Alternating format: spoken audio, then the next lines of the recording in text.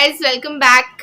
आज का हमारी वीडियो का टाइटल है ऑपरेशन स्वदेश, Ross thriller operation in Europe and Pakistan, espionage stories episode 51। Guys, ये वीडियो भी हमें रिकमेंड की गई थी। बाय द वे, जिन्होंने रिकमेंड की थी उन्होंने बहुत ही लॉन्ग एंड स्वीट कमेंट किया था। तो उन्होंने बोला था एक दिन के अंदर रिएक्ट करनी है, बट बिजी शेड्यूल की वजह से हम अभी रिएक्ट कर रहे हैं और सॉरी फॉर द डिले। तो वीडियो स्टार्ट करते हैं। उससे पहले अगर आपको वीडियो पसंद आए तो नीचे सब्सक्राइब के बटन और बेल आइकन को प्रेस कर दीजिए, जिससे कि अगर हम कोई भी न्यू वीडियो अपलोड करें तो उसका नोटिफिकेशन आपको मिल जाए। अगर वीडियो पसंद आए तो लाइक कीजिए, शेयर कीजिए, कमेंट कीजिए। So let's start. नमस्कार, जय मां भारती। दोस्तों, अगर आपको ये कंटेंट पसंद आ रहा है तो वीडियोस को लाइक कीजिए, शेयर कीजिए और चैनल को सब्सक्राइब जरूर कीजिएगा। सब्सक्राइब करने के बाद बेल आइकन भी जरूर दबाइएगा, जिससे कि आपको भविष्य में आने वाले एपिसोड्स का नोटिफिकेशन मिल सके।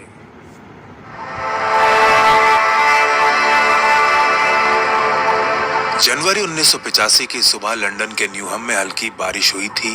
इलाके का पारा 4 डिग्री से नीचे चला गया था और ऐसे ठंडे मौसम में भी तारिक सिद्दीकी नाम का एक माली रोज की तरह एक घर के गार्डन में अपना काम कर रहा था।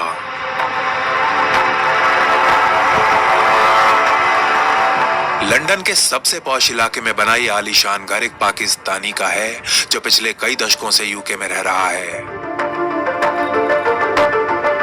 आज की सुबह इस पाकिस्तानी के घर में 3 काले रंग की गाड़ियां प्रवेश करती हैं। इन गाड़ियों के अंदर घुसते ही बगीचे में काम कर रहा तारिक बहुत ही हड़बड़ी में अपने औजार नीचे फेंक देता है। अपनी जेब से एक छोटी सी डायरी और पेन निकालता है और फिर कांपते हुए हाथों से इन गाड़ियों के नंबर नोट करने में लग जाता है। इन गाड़ियों में से कुछ लोग अपने अपने बंदूकधारी बॉडीगार्ड्स के साथ नीचे उतरने लगते हैं और फिर एक एक कर घर के मालिक को गले लगाने के बाद घर के अंदर चले जाते हैं।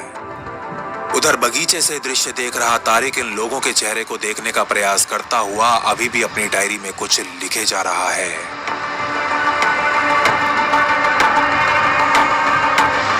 दोपहर के 3 बजे तक इस घर में आए ये सारे मेहमान वापस लौट चुके थे कि तभी तारिक घर के मेन गेट से बाहर निकलता है और दाएं बाएं देखता हुआ आगे की तरफ चलना शुरू कर देता है।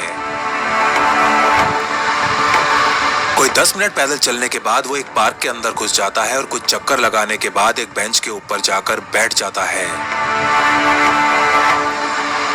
थोड़ी देर चारों तरफ अच्छे से नजरें घुमाने के बाद तारिक नाम का एक पाकिस्तानी अपनी जेब से एक माचिस की डब्बी निकालता है और फिर नीचे झुक टेप के एक टुकड़े से इस डब्बी को बेंच के नीचे चिपका देता है।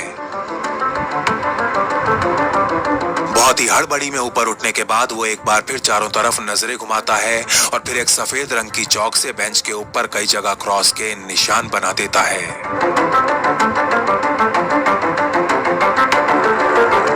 कुछ और मिनट इस बेंच पर बिताने के बाद तारिक पार्क से बाहर निकलता है और पास से स्थित पीसीओ से एक नंबर डायल करता है, लेकिन जैसे ही दूसरी तरफ से हेलो की आवाज आती है वो तुरंत फोन काट बहुत ही हड़बड़ी में यहाँ से निकल जाता है।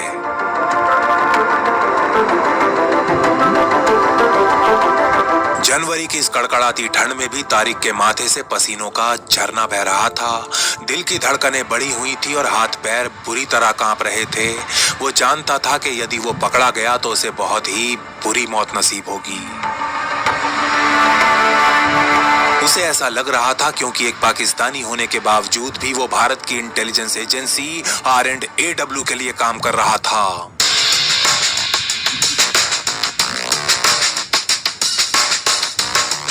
तारिक जिस पाकिस्तानी के घर में माली उसका नाम है अब्दुल खान। ISI के लिए काम करने वाला एक धनवान जिहादी जो पिछले कई सालों से लंदन में बैठा भारत के अंदर आतंक का खूनी खेल खेलता आ रहा है। यूके में रहने वाले कुछ खालिस्तानियों को पैसे खिला पंजाब के गरीब बेरोजगार नौजवानों को देशद्रोही बना रहा है। लेकिन खान के पापों का घड़ा पूरी तरह भर चुका था। लंदन की धरती से भारत के खिलाफ षड्यंत्र रचने वाले ISI के इस गुर्गे को जरा सी भी भनक नहीं थी कि R&AW उसके घर के अंदर घुस चुकी है।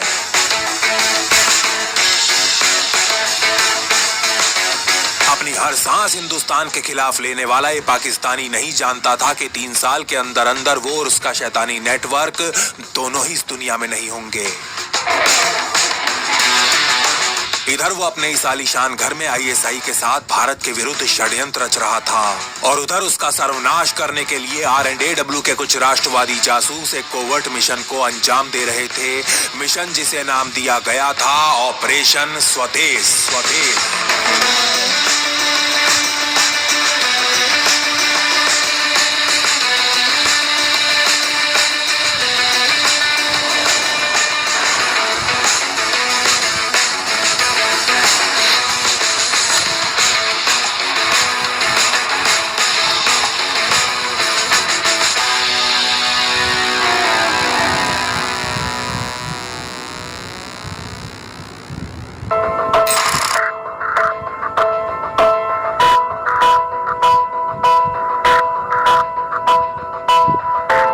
हर सुबह की तरह आज भी पेरिस के 100 साल पुराने कैफे डे फ्लोर के अंदर टीवी पर न्यूज चल रही थी, जिनमें फ्रांस के राष्ट्रपति लॉरेन फाबियुस की भारत यात्रा के बारे में बताया जा रहा था। उधर भारत में sitting prime minister Indira Gandhi की हत्या कर दी गई थी और फ्रेंच राष्ट्रपति उन्हीं के अंतिम संस्कार में हिस्सा लेने वहां पहुंचे हुए थे। इस कैफे में मौजूद ज्यादातर लोगों की नजरें टीवी के ऊपर गड़ी हुई थी, सिवाय एक आदमी के। सबसे कोने वाली टेबल पर बैठा ये भारतीय पिछले 2 घंटे से कॉफी पीता हुआ अपने सामने पड़ी एक रिपोर्ट में खोया हुआ है। रिपोर्ट जिसके अंदर लिखी बातों ने इसे पिछली सारी रात जगा कर रखा था। कैफे डे फ्लोर के अंदर बैठे इस भारतीय का नाम है संजीव जिंदल और ये पेरिस में एक्टिव RNAW का एक अंडरकवर सीनियर एजेंट है। एजेंट जिंदल अभी कुछ दिन पहले ही लंदन होकर आए थे, जहां उनकी मुलाकात क्लार्क ली नामक एक ब्रिटिश सिविल अधिकारी से हुई थी। लंदन के इमिग्रेशन ऑफिस में काम करने वाले क्लार्क ली को अभी कुछ महीने पहले ही एजेंट जिंदल ने अपना एसेट बनाया था। क्लार्क का काम लंदन से ऑपरेट करने वाले भारत विरोधी तत्वों के ऊपर इंटेलिजेंस इकट्ठी कर पेरिस में एजेंट जिंदल तक पहुंचाना था और अपनी आखिरी रिपोर्ट में उसने अब्दुल खान के ऊपर इंटेलिजेंस भेजी थी। पाकिस्तानी मूल का एक अतिवादी जो पिछले कई सालों से ब्रिटिश धरती का इस्तेमाल कर भारत के अंदर आतंकवाद फैला रहा था। क्लार्क की इस रिपोर्ट के अनुसार पिछले 2 सालों से अब्दुल खान भारत से आए खालिस्तानी भगोड़ों और कुछ स्थानीय नेताओं को ISI से मिलवा रहा था। ये सभी मुलाकात उसके न्यूयॉर्क स्थित घर पर हुआ करती थी और हर मुलाकात के कुछ ही हफ्तों के अंदर पंजाब में कोई न कोई आतंकी हमला जरूर हुआ करता था। इस रिपोर्ट में 9 दिसंबर 1983 के दिन क्लार्क द्वारा ही भेजा गया चेतावनी से भरा एक मेमो भी शामिल था। आजकल अब्दुल खान ISI द्वारा भर्ती किए गए BN संधू नामक एक भारतीय से लगभग रोज मिल रहा है और मेरे अनुसार इन मीटिंग्स का केवल एक ही मतलब हो सकता है, ये लोग भारत के विरुद्ध कुछ बहुत ही खतरनाक प्लान कर रहे हैं।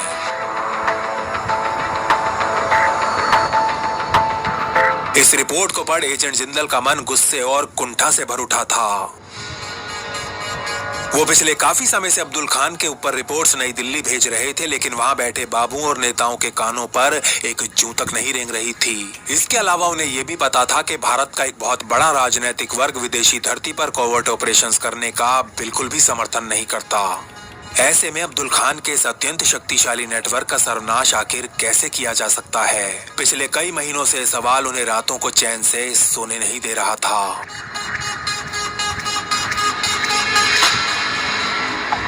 दिसंबर का महीना खत्म होने को आ रहा था। राजीव गांधी को देश का प्रधानमंत्री बने 3 महीने हो चले थे और उनकी सरकार अभी अपने पैर जमाने की कोशिश कर रही थी। ऐसे में एक सुबह RNAW के हेडक्वार्टर्स में अनुज भारद्वाज अपने दिन की शुरुआत करते हैं।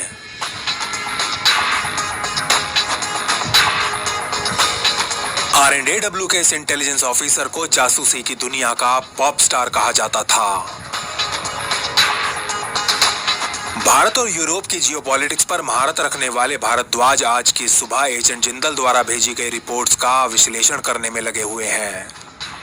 इन रिपोर्ट्स के अनुसार BN संधू नाम का एक खालिस्तानी नेता, जिसके ऊपर भारत में कई मुकदमे दर्ज थे, लंदन भाग चुका था।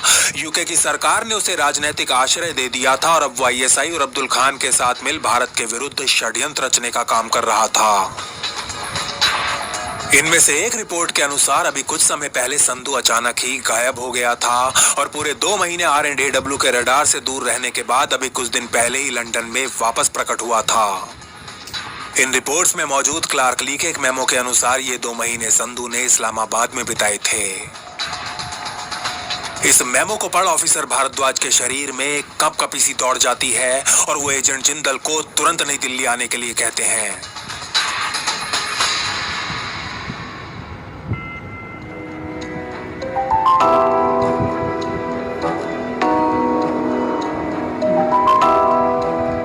जिंदल यार, मुझे तुम्हारी बात समझ में आ गई है, लेकिन अब मुझे अपनी प्रॉब्लम्स नहीं, ये बताओ कि प्लान क्या है। प्लान सर, हमें कुछ भी करके संधू को ट्रैप करना होगा। अगर उसके जैसा इंसान आईएसआई और पाकिस्तान आर्मी के हत्थे चढ़ गया तो हमारे लिए बांग्लादेश जैसी स्थिति जन्म ले सकती है। एजेंट जिंदल का ये जवाब सुन थोड़ी देर कुछ सोचने के बाद भारद्वाज कहते हैं, मुझे तो ये समझ नहीं आता कि ब्रिटिश सरकार ने उसे पाकिस्तान जाने की अनुमति दे कैसे दी। क्या उन्हें नहीं पता कि पाकिस्तान एक भस्मासुर को जन्म दे रहा है? सर, इन अंग्रेजों को काफी समय से ये बात पता है कि पाकिस्तान उनकी धरती से भारत में आतंकियों को सपोर्ट कर रहा है और इसको लेकर मेरी कुछ MI5 के ऑफिसर से कई बार बात भी हुई है। उन्हें लगता है कि ये लोग ब्रिटेन के खिलाफ कोई गलत काम नहीं कर रहे और इसीलिए भारत सरकार की प्रॉब्लम है, उनकी नहीं।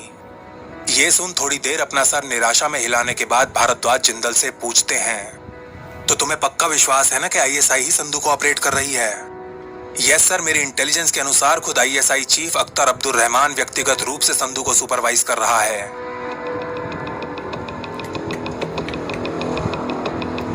सर, क्लार्क ली नियमित रूप से मुझे इंटेलिजेंस दे रहा है and believe me, Abdul Khan और संधू के इस गठजोड़ ने मेरी रातों की नींदें हराम कर रखी हैं। R&AW के इन दोनों स्पाइस को बातें करते कई घंटे हो चले थे। लंच का समय बीत चुका था कि तभी भारद्वाज के मुंह से वो शब्द निकलते हैं जिन्हें सुनने के लिए जिंदल के कान बुरी तरह तरस रहे थे।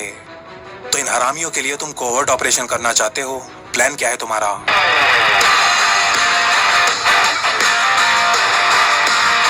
अपने बॉस के मुंह से सुनहरे शब्द सुन एक लंबी सांस लेने के बाद एजेंट जिंदल अपना प्लान सुनाना शुरू करते हैं।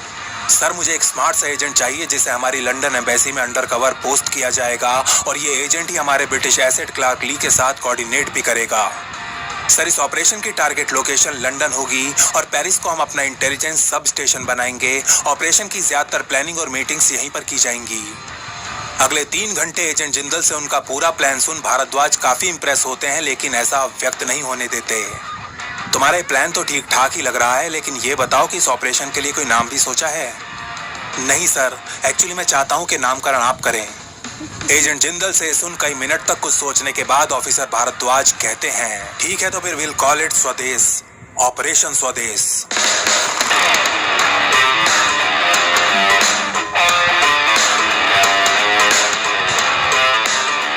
ऑपरेशन स्वदेश का शंखनाद हो चुका था। जिंदल पहले उस एजेंट को आइडेंटिफाई कर चुके थे जिसे लंदन एम्बेसी में पोस्ट किया जाना था।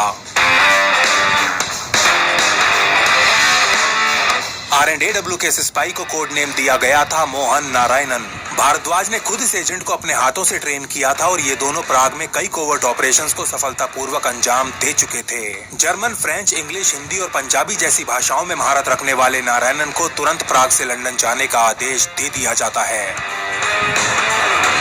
ऑपरेशन स्वदेश को मुख्यतः 2 भागों में बांटा गया था। पहला इंटेलिजेंस कलेक्शन और दूसरा कोवर्ट ऑपरेशंस। इंटेलिजेंस इकट्ठा कर उसे एनालाइज करने की जिम्मेदारी क्लार्क ली और मोहन नारायणन को सौंपी गई थी। वहीं कोवर्ट ऑपरेशंस को कंडक्ट और सुपरवाइज करने का जिम्मा एजेंट संजीव जिंदल के कंधों पर था।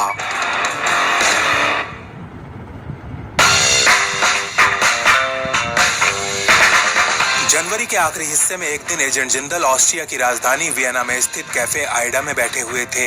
अपने स्वभाव के ठीक उलट आज काफी ज्यादा नर्वस दिख रहे एजेंट जिंदल यहाँ अपनी एक बहुत पुरानी इन्फॉर्मर सोफी नॉर का इंतजार कर रहे थे। वियना के एक एनजीओ में काम करने वाली ऑस्ट्रियन नागरिक सोफी ने हिस्ट्री में ग्रेजुएशन की हुई थी और करीब 3 साल पहले वियना में हुई एक ह्यूमन राइट्स कॉन्फ्रेंस के दौरान वो एजेंट जिंदल से मिली थी। सोफी साउथ एशिया के ऊपर अच्छा खासा ज्ञान रखती थी और पाकिस्तान की कट्टर आलोचक भी थी और उसकी इन्हीं 2 बातों ने पहली मुलाकात में ही एजेंट जिंदल का मन जीत लिया था। सोफी भी जिंदल की राजनीति, आतंकवाद और शीत युद्ध के ऊपर नॉलेज की कायल हो गई थी और इसीलिए जिंदल ने बिना कोई समय गंवाए उसे R&AW के एक सबकॉन्शियस एसेट के तौर पर भर्ती कर लिया था। सबकॉन्शियस एजेंट ऐसे पुरुष या महिला को कहा जाता है जिससे उसके अपने नहीं बल्कि किसी तीसरे देश के विरुद्ध काम करवाया जा रहा हो, और सोफी को ऑस्ट्रिया नहीं बल्कि पाकिस्तान के विरुद्ध एक्टिवेट किया गया था।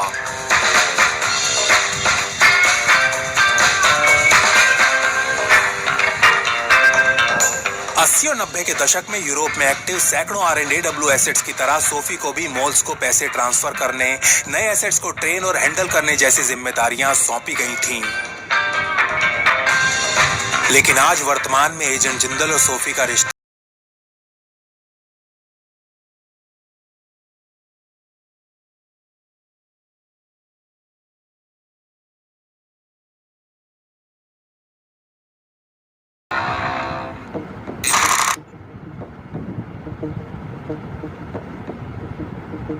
दो साल पहले एजेंट जिंदल वियना में एक्टिव थे और एक दूसरे नाम से जाने जाते थे।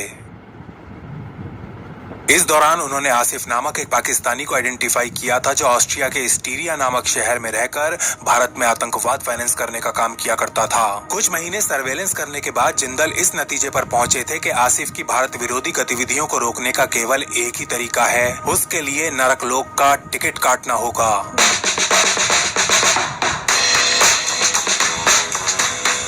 आसिफ को मार्क करने के बाद एजेंट जिंदल सोफी को एक्टिवेट कर देते हैं। अब सोफी को एक महिला एसेट के रास्ते आसिफ को ट्रैप करना था और एमिलिया कोड नेम वाली इस महिला एसेट को ट्रेन और हैंडल करने का काम उसी के जिम्मे था।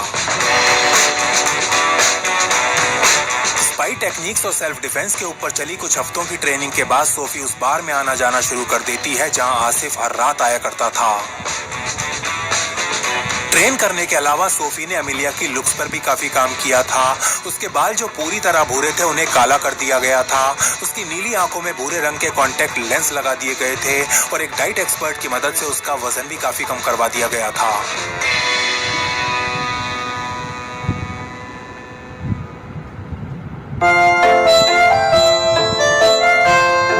औरतों और शराब का बहुत ज्यादा शौकीन आसिफ एक रात स्टीरिया के ग्राज इलाके में स्थित प्रोपेलर बार में प्रवेश करता है और जैसे ही ड्रिंक ऑर्डर करने काउंटर पर जाता है तो उसकी नजर वहां अकेले बैठी हुई अत्यंत सुंदर एमिलिया पर पड़ती है। एमिलिया भी इस हट्टे कट्टे पाकिस्तानी नौजवान को देख मुस्कुराने लगती है। ये नौजवान भी उसके लिए कुछ ड्रिंक्स ऑर्डर कर उसके पास आकर बैठ जाता है और फिर अगले कई घंटों तक दोनों एक दूसरे से बातें करने में लगे रहते हैं। रात के करीब 2 बजते आसिफ ठीक ठाक नशे में आ चुका था और अब एमिलिया भी अपने घर जाना चाहती थी। आसिफ उसे घर ड्रॉप करने की ऑफर देता है और वो भी इसके लिए तैयार हो जाती है, लेकिन गाड़ी में बैठते ही ये दोनों अपने आप को एक दूसरे को छूने से नहीं रोक पाते। अभी आसिफ एमिलिया को किस कर ही रहा था कि तभी उसको पीछे हटाते हुए वो उससे कहती है, गाड़ी में सब कुछ करोगे क्या? कहीं और चलते हैं ना। इसके बाद आसिफ एमिलिया को अपने घर ले आता है और उसके लिए ड्रिंक्स तैयार करने में लग जाता है। ड्रिंक्स मैं बना लूंगी, आप प्लीज कुछ खाने को ले आओ ना, बहुत तेज भूख लगी है। अपने पेट को पकड़े मासूम आवाज में एमिलिया ये कहती है और आसिफ खुशी के मारे उछलता हुआ फटाफट किचन के अंदर चला जाता है। करीब 10 मिनट बाद जब आसिफ किचन से बाहर निकलता है तो अपने हाथों में वाइन का ग्लास लिए एमिलिया उसके बिस्तर पर बिना कपड़ों के बैठी होती है।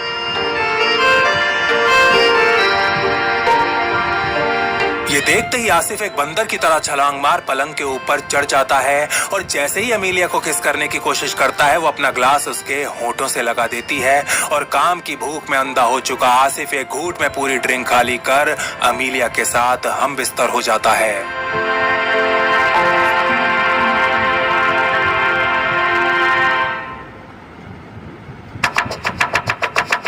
सुबह के लगभग 4 बजे एमिलिया बिस्तर से उठती है, अपने कपड़े पहनती है और फिर सबसे पहले आसिफ की नब्ज चेक करती है जो पूरी तरह ठंडी पड़ चुकी थी।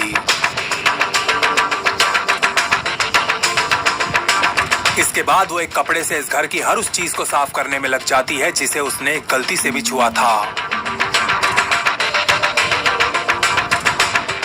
लगभग 4:30 बजे स्कार फोड़े एमिलिया आसिफ के घर से बाहर निकलती है और थोड़ी दूरी पर इंतजार कर रही सोफी के साथ एक गाड़ी में बैठ यहां से गायब हो जाती है।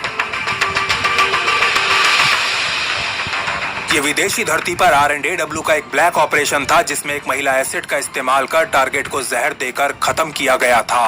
अब यह ऑपरेशन तो सफल रहा था, लेकिन जिंदल की समस्या ये थी कि उन्होंने इस ऑपरेशन को बिना ऊपर से परमिशन लिए अंजाम दिया था। वो जानते थे कि आज नहीं तो कल इस ऑपरेशन की खबर नई दिल्ली तक पहुंच ही जाएगी, और जब ऐसा होगा तो उन्हें फील्ड से हटा हमेशा हमेशा के लिए एक डेस्क के पीछे बिठा दिया जाएगा। और यदि ऐसा हुआ तो इसका सबसे ज्यादा नुकसान उनको नहीं बल्कि उनके देश को होगा।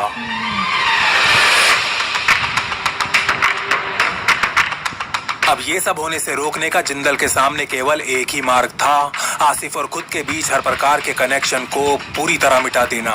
इसीलिए वो अपने उस समय की आइडेंटिटी को नष्ट कर एक नई आइडेंटिटी बनाते हैं और सोफी को बिना बताए रातों रात वियना से गायब हो जाते हैं।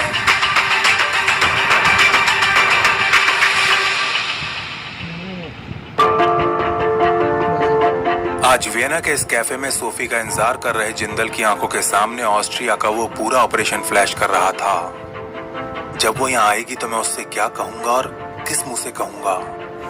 अभी जिंदल ये सोच ही रहे थे कि तभी अपने कंधे पर डिजाइनर पर्स टांगे सोफी कैफे में प्रवेश करती है और सीधा जिंदल की टेबल पर आकर बैठ जाती है। तो तुम्हारे सोशलिस्ट लीडर को आखिर जवाहरलाल नेहरू अवार्ड मिल ही गया। अभी सोफी ठीक से बैठी भी नहीं थी कि जिंदल उसे चिढ़ाना शुरू कर देते हैं। एक्सक्यूज मी, लेकिन क्रीजगी ने ऑस्ट्रिया के लिए बहुत कुछ किया है। जिंदल को फटाक से वापस उत्तर देते हुए सोफी उनसे कहती है, आज हमारे देश में जो थोड़ी सामाजिक समानता है ना, उसमें उनका बहुत बड़ा योगदान है। असल में ये दोनों ऑस्ट्रिया के चांसलर डॉक्टर ब्रूनो क्रीजगी की बात कर रहे थे, जो पिछले 13 सालों से अपने इस पद पर आसीन थे। तुमने मुझे यहाँ क्रीजगी और नेहरू की बातें करने के लिए बुलाया क्या? ये कहते हुए सोफी एक सिगरेट जलाती है और फिर गुस्से से लाल अपनी आंखों से जिंदल को घूरने लगती है।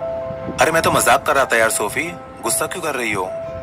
अभी जिंदल की ये बात पूरी भी नहीं हुई थी कि मेज पर आगे की तरफ झुकते हुए सोफी कहती है, तो क्या लगा था तुम्हें? तुम 2 साल बाद एक दिन अचानक मुझे मिलने के लिए बुलाओगे और मैं तुम्हें गले लगा लूंगी? सच बताऊं तो अब मैं शायद तुम्हें जानती ही नहीं हूँ। मुझे नहीं पता संजीव कि तुम मेरे दोस्त हो या दुश्मन। भावुक हो रही सोफी के शब्द सुन जिंदल चुप बैठने में ही अपनी भलाई समझते हैं। ऑपरेशन पूरा होने के बाद एसेट्स को डंप करना उनके काम का हिस्सा था और वो ऐसा पहले कई बार कर चुके थे, लेकिन डंप किए गए एक सबकॉन्शियस एजेंट को दोबारा एक्टिवेट करना ये उन्होंने पहले कभी नहीं किया था। देखो संजीव, मैं खुद एक प्रोफेशनल हूँ और तुम्हारे प्रोफेशन की मजबूरियों को समझती हूँ। मैं तो बस इतना चाहती हूँ कि तुम मुझसे सिर्फ और सिर्फ सच बोलो। थोड़ी देर तक एक दूसरे के गिले शिकवे दूर करने के बाद आखिर जिंदल काम की बात पर आ ही जाते हैं। तुम्हें हरप्रीत आहूजा के बारे में कुछ पता है? आजकल वो कहाँ है और क्या कर रहा है? हाँ, वो इंडियन, वो तो हमारे एनजीओ में काम करता था, लेकिन 1 साल पहले ही नौकरी छोड़कर चला गया। तुम्हें उससे क्या काम है? सोफी प्लीज कुछ भी करके मेरे लिए उस आदमी को ढूंढ निकालो, मुझे उसकी बहुत जरूरत है। नरमी से भरी आवाज में कहते हुए जिंदल $10,000 से भरा एक लिफाफा टेबल के ऊपर रख देते हैं। डोंट वरी संजीव, वो हरप्रीत मुझे बहुत पसंद करता था। ये कहते हुए सोफी जिंदल की तरफ आंख मारती है और टेबल पर पड़े उस लिफाफे को उठा वहां से चली जाती है। कुछ क्षण उसको जाते हुए देखने के बाद जब जिंदल की नजरें वापस टेबल पर आती हैं तो सोफी के कप के नीचे एक कागज का टुकड़ा रखा होता है, जिसके ऊपर उसके घर का फोन नंबर लिखा हुआ था।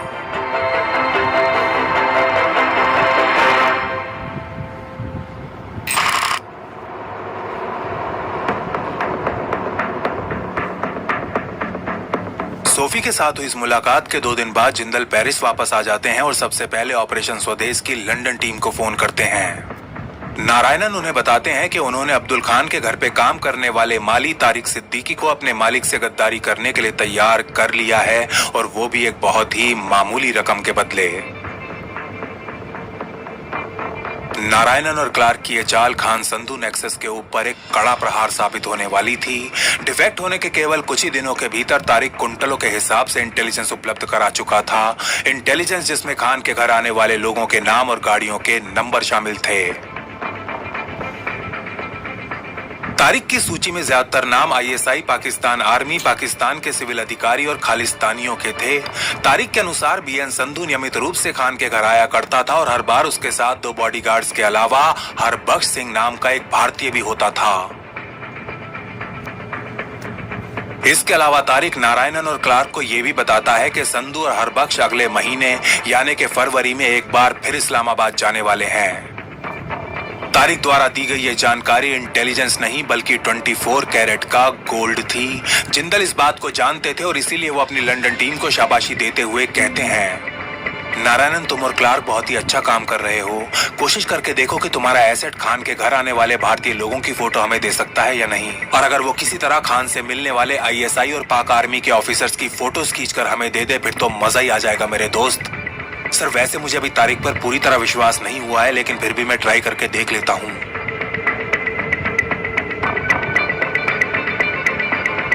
इस बातचीत के कुछ दिन बाद नारायणन जिंदल को बताते हैं कि काफी कोशिश करने के बाद भी तारिक ने फोटो खींचने से तो साफ मना कर दिया, लेकिन $5000 के बदले उसने खान के घर आने वाली कई दर्जन चिट्ठियां उन तक जरूर पहुंचा दी। इनमें से ज्यादातर लिफाफे तो अलग अलग कार्यक्रमों और समारोह के आमंत्रण थे, लेकिन एक लिफाफे के अंदर अब्दुल खान की बैंक स्टेटमेंट थी। इस बैंक स्टेटमेंट का निरीक्षण करने पर पता चलता है कि पिछले काफी समय से अब्दुल खान संधू और हरबख्श के अकाउंट्स में हर महीने पैसे जमा करवा रहा है। तारिक को ग्रूम करने के साथ साथ नारायणन और क्लार्क अपने प्लान बी पर काम करना भी शुरू कर देते हैं। प्लान जिसके तहत अब संधू के नेटवर्क के अंदर सेंध लगाई जानी थी। काफी सोच विचार करने के बाद नारायणन इस प्लान के लिए संधू के करीबी हरबख्श सिंह के चचेरे भाई अमरजीत को मार्क कर लेते हैं। हरबख्श की तरह अमरजीत भी एक खालिस्तानी था। वो अभी कुछ दिन पहले ही भारत से लंदन आया था और आजकल ब्रिटिश सरकार से आधिकारिक आश्रय प्राप्त करने के प्रयासों में लगा हुआ था। गाइस, हम इसको 2 पार्ट्स में करेंगे एक्चुअली, क्योंकि ये 1 घंटे की है, तो अगर हम बहुत मुश्किल हो जाता है फिर ऐसे अपलोड करना। तो पहले हम इस पर रिव्यू दे देते हैं कैसा था। मैं तो ये देख रही हूँ कि इन्होंने सबसे पहले ये बोला ना कि वो बेचारे संजीव जिंदल, शुक्र है वो भरद्वाज जो आ गए थे वो न्यू दिल्ली में, नहीं तो वो बोल रहे थे कि कुछ पॉलिटिकल जो वो है वो सपोर्ट भी नहीं कर रहे थे। नहीं तो ऐसा नहीं होना चाहिए। वो रॉ के जो एजेंसी है, जो भी किसकी एजेंसी, रॉ की थे ना अपने, हाँ, ऑपरेशन हो ही नहीं पाता अगर वो साथ नहीं देते, तो वो तो फेल ही था फिर तो। वही, बल्कि अपने रॉ के एजेंट्स इतने अपनी जान मुश्किल में करके, हाँ, ऐसे जान करने के लिए बहुत मुश्किल काम होता है। जैसे कि हमने बहुत सारी मूवीज भी आई है, वो आलिया भट्ट वाली मूवीज, अरे वो थी वो पाकिस्तान में शादी अरे एक था टाइगर भी नहीं, थी, वो भी वो थी आलिया भट्ट पाकिस्तान की में भी। वो पाकिस्तानी उससे शादी करती शादी हैं करके विक्की फिर वो कौशल से, हाँ हाँ हाँ हाँ जो भी थी। तो मतलब बहुत मुश्किल हो जाता है यार, मतलब कि पॉलिटिकल पार्टीज फिर ऊपर से सपोर्ट ना करे तो फिर आदमी ऐसे ही हो जाता है कि मैं किसके लिए कर रहा हूँ, फिर कोई सहारा ही नहीं बचता फिर उनका एग्जैक्टली। सभी का। और इसमें भरद्वाज जी का वो उन्होंने पूरा साथ दिया। हाँ, और वो हनी ट्रैप वाला क्या था यार, मतलब कि वो फंसाने के लिए क्या, और उसको जहर दिया गया था। हमें तो सोचा कि हो गया बस ऐसे ही। वाइन के अंदर जहर था, तभी वो बोला ना, हाँ, तभी उसने बोला कि मैं वाइन बना दी, अब खाना लेके आओ, समझ रहे हैं। और कितनी चालाकी, कितना दिमाग लगाना पड़ता है। उन्होंने बोला ना कि जो भी चीजें उन्होंने छुई उसको साफ किया ताकि फिंगरप्रिंट से कुछ ऐसा ना हो पाए। ऐसे ट्रैप्स मतलब लाइकली जो मोसाद की जो वो रहती है एजेंसी, इजराइल की एजेंसीज, खासकर फीमेल एजेंट्स करती हैं ऐसे। ऑफ कोर्स फीमेल एजेंसी करेंगी। हाँ, और उनके में सब ज्यादा होता है। लाइक ईरानी लोगों के उनके जो होल होता है, लाइक लिप्स होते हैं, उसके ऊपर भी जहर होता है, वो किस देते हैं, मार भी देती है। उनका भी एक वो है, निकनेम है, एग्जैक्टली याद नहीं आ रहा अभी। तो मतलब बहुत तरीके होते हैं सबोटेज तरीके भी हैं, लेकिन जान जोखिम में भी होती है। हाँ। इसमें खुद का ध्यान भी रखना पड़ता या है। अगर एक एजेंट पकड़ा गया तो उसके पीछे दूसरा, फिर वही। चौथा। मेरे को तो वही, लग रहा है वही। इसमें जो क्लार्क थी ना, वो मतलब क्लार्क, वो उन्होंने बोला था ना कि वो ऐसे जनरल जो एसेट होता है उनको यूज करके लाइक फिर वो कम्युनिकेशन से बंद कर देता है, क्योंकि क्लार्क वो पर था यहाँ ना पे जो लंदन में लगा हुआ था।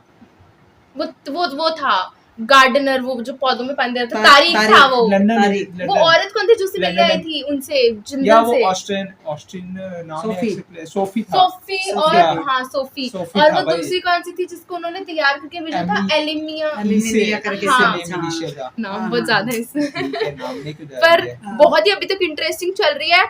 अभी इसका पार्ट 2 नेक्स्ट वीडियो में होगा। जब तक अगर आपको ये वीडियो पसंद आए तो नीचे कमेंट सेक्शन में आप लिख सकते हैं। इंटरेस्टिंग है, देखो 1984 की स्टोरी है, जब हाँ, इंडिया exactly। यूएसएसआर से, हाँ, इंडिया यूएस यूएसएसआर का था, इसीलिए यूएसए का सपोर्टर यानी यूके हाँ। एंटी इंडिया चीजें करवा रहा था वहाँ पे। ट्रू। हाँ। और देखा नहीं, यूके बोलता है कि ये सब भारत वो सरकार हमारे की लिए प्रॉब्लम खतरा है, नहीं है, हमारे लिए उनका खतरा नहीं है पाकिस्तान। और पाकिस्तान जो कितना भी बोल ले, देखा नहीं, ये सब स्पाई पाकिस्तान से कहीं ना कहीं रिलेटेड Yeah, थे, of course, आईएसआई के US एजेंट्स थे। US वहीं के तो थे रहने वाले सारे। हाँ। वही। और ये जो पंजाब में जो खलिस्तान में होता है, ये भी वही होता है यार। ये ईयर उससे भी लिंक की जा सकती है। अफगानिस्तान के अंदर भी लाइक रशिया का उस समय इन्वेजन शुरू हो गया था यूएसएसआर का, तो पाकिस्तान का लाइक अमेरिका से और ज्यादा क्लोजनेस बढ़ गई थी ताकि यूएसएसआर को पीछे करे अमेरिका।